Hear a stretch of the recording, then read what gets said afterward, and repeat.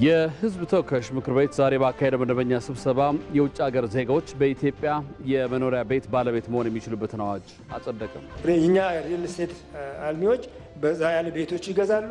እነሱ ደግሞ ቤታቸውን ሲሰጡ 70% የሚገዛቸው ካገኘ 30% መንግስት አገኘ ማለት ነው።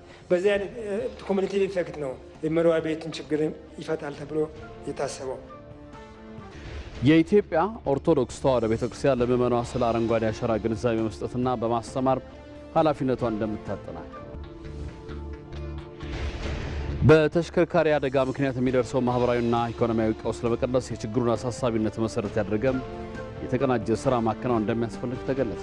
ከቡታጅራ ለሻሸመኔ ስንመጣ ዘዋይ መውጫ ላይ ነው። እዛ ጋር እንዳረጋ አደረገን።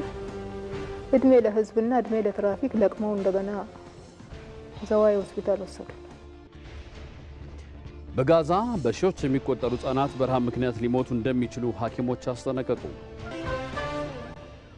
ከስፖርት የፊፋ ክለቦች የዓለም ዋንጫ በዛሬው ዕለት ሪያል ማድሪድ ከጁቬንቱስ የሚያደርጉት ጨዋታ ይጠበቃል።